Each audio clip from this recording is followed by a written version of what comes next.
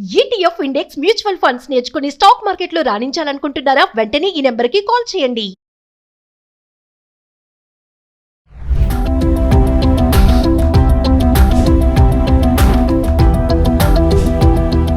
Suman TV ప్రేక్షకులకు నమస్కారం. Credit score అనేటువంటిది సిబిల్ అంటాం మనం దీన్ని. ఈ సిబిల్ రికార్డు మీకు ఎలా ఉంది అనే దాని మీద మీకు కొత్తగా లోన్ పుట్టడం కానీ, బ్యాంకు లోపల మీరు అకౌంట్స్ ఓపెన్ చేసేటప్పుడు, అలాగే భవిష్యత్తులో మీరు బ్యాంకు నుంచి ఏ రకమైన ఆర్థిక సదుపాయాలు పొందాలన్నా, లేక మీరు ఎవరికైనా గ్యారెంటర్స్ గా చేరాలన్నా, ఇలాంటి ప్రతి చోట మీకు మీ సిబిల్ స్కోర్ ను పరిశీలించే అవకాశం ఉంటుంది. ఈ సిబిల్ స్కోరు 100% అంటే బాగా ఉన్నప్పుడు మాత్రమే, పర్ఫెక్ట్ గా ఉన్నప్పుడు మాత్రమే, ప్లస్ లో ఉన్నప్పుడు మాత్రమే మీకు లోన్స్ వచ్చే అవకాశాలు ఉన్నాయి.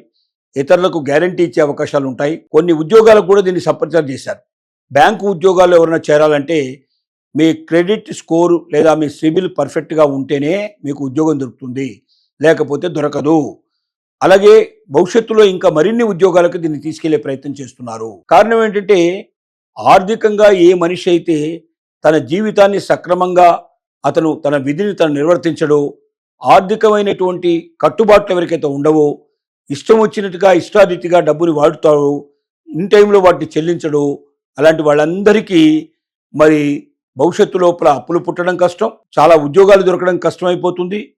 ఇతరులకు మనం ఎవరికైనా మనం వాడికి ధరావత్తుగా ఉండాలని అని కోరుకున్నట్టయితే అలాంటి వాళ్ళకు కూడా మనం పనికిరాని పరిస్థితి ఏర్పడుతుంది. గ్యారెంటర్స్గా మనం ఉండడానికి అవకాశం లేకుండా పోతుంది. ఎందుకు ఇలా జరుగుతుంది? కట్టాల్సిన డబ్బంతా కట్టాం, మనకి ఇప్పుడు ఏమి లోన్లు లేవు, అంతా క్లియర్గా ఉన్నాం కదా అని మీరు అనుకుంటే తప్పు.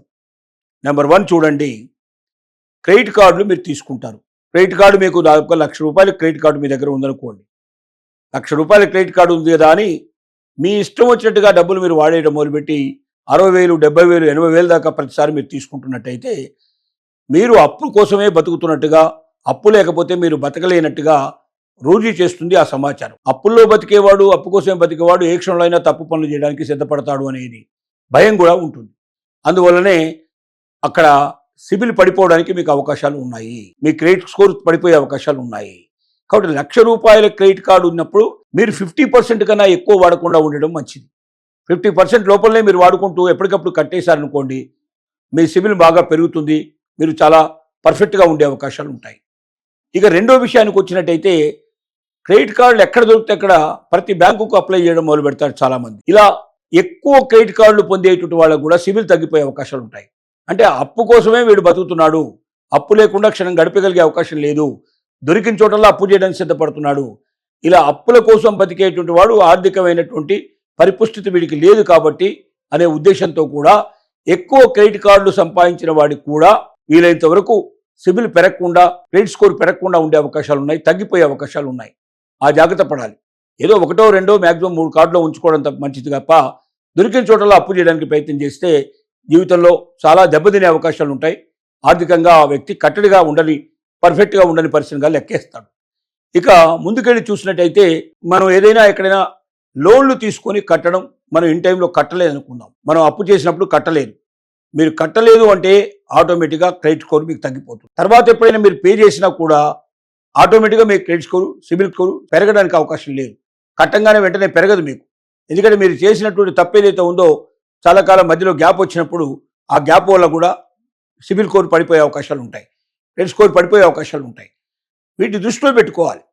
ఎప్పటికప్పుడు తీసుకున్న టైంలో, ఇస్తానన్న టైంలో, బ్యాంకు ప్రామిస్ చేసిన ప్రకారంగా మీరు ఇన్ టైంలో ఒక్కరోజు కూడా లేట్ లేకుండా మీరు కట్టుకుంటూ పోయినట్టయితే, ఫైన్స్ పెనాల్టీస్ లేకుండా చూసుకున్నట్టయితే, మీ చెక్కులు బౌన్స్ కాకుండా చూసుకున్నట్టయితే, ఇచ్చిన వాగ్దానాలు పర్ఫెక్ట్గా మీరు నెరవేర్చుకున్నట్టయితే తప్పనిసరిగా మీ క్రెడిట్ స్కోర్ పెరిగే అవకాశం ఉంది, మీ సిబిల్ పర్ఫెక్ట్గా ఉండే అవకాశం ఉంది.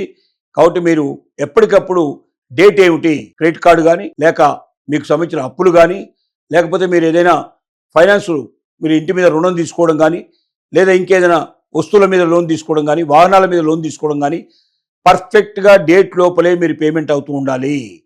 ₹1 బాకీ ఉన్నా కూడా చాలామంది ఏమనుకుంటారంటే, 10,000 కట్టాల్సిన దగ్గర ఒక ₹100 తక్కువ కడితే తక్కువ ఉన్నాయి కట్టేద్దామని చెప్పి 9,900 కట్టినా కూడా ఆ ₹100 తక్కువ ఉన్నా కూడా మీరు ఆటోమేటిక్గా డిఫాల్టర్ కిందనే లెక్క అవుతారు. ఇలాంటివి మీరు దృష్టిలో పెట్టుకోవాలి. ఎందుకంటే మొత్తం అమౌంట్ పే చేసినప్పుడు మాత్రమే మీరు పర్ఫెక్ట్గా మీరు సిబిల్కి అర్హత పొందుతారు తప్ప లేకపోతే లేదు. కాబట్టి దీన్ని మీరు జాగ్రత్త పడకపోతే, ఇలాగే మీరు జీవితం లోపల దొరికిన చోటల్లో అప్పులు చేసుకుంటూ పోయినట్టయితే, ముఖ్యంగా బ్యాంకుకి సంబంధమైనటువంటి ఆర్థిక రుణాల లోపల మీరు ఎక్కడైనా సరే పొరపాటు చేసినట్టయితే, ఇన్ టైంలో పేమెంట్ చేయకపోయినా రూపాయి 10 రూపాయలు, చాలా మంది ఏమిటంటే అకౌంట్ లోన్ అంతా కంప్లీట్ చేస్తారు, 100 రూపాయలు 200 రూపాయలు ఉంచుతారు. 500 రూపాయలు ఆ టైంలో లేకపోవడం, లేదా ఆ టైంకి వాళ్ళు అకౌంటింగ్ చేసిన బ్యాంకు డబ్బులు పట్టుకొని పోతారు కరెక్ట్గా. అంత ముందు వారం రోజుల ముందు అడుగుతారు, ఎంత కట్టాలి నేను ఆ లోన్ కంప్లీట్ అవ్వడానికి అంటారు. ఇంత కట్టాలని వాళ్ళు చెప్తారు. వారం రోజుల తర్వాత పోయి అదే డబ్బు పే చేస్తారు. ఇంకా 500 1000 రూపాయలు అందులో ఇంకా బ్యాలెన్స్ మిగిలిపోతుంది. అది కట్టమంటే మీరు అంతే అని చెప్పారండి, అంతే తెచ్చారండి, అది కట్టలేదంటారు. మీ లోన్ క్లియర్ కాదు. ఆ 1000 రూపాయల కోసం మీ లోన్ ఆగిపోతుంది. మళ్ళీ ఎప్పుడో 2 నెలలు 3 నెలల తర్వాతనో మీరు మొత్తం డబ్బు కట్టినా కూడా ఈ 1000 రూపాయల బ్యాలెన్స్ 2-3 నెలలు ఎప్పుడైతే ఆగిపోయిందో దాంతో మీ సిబిల్ స్కోర్ తగ్గిపోయే అవకాశం ఉన్నాయి. ఇలాంటి చిన్న చిన్న విషయాల్లో కూడా మీరు జాగ్రత్త పడకపోతే సిబిల్ ఎప్పుడైతే మీకు తగ్గిపోతుందో, ఎప్పుడైతే క్రెడిట్ స్కోర్ తగ్గిపోతుందో జీవితంలో మీకు లోన్లు దొరకడం కష్టమైపోతుంది.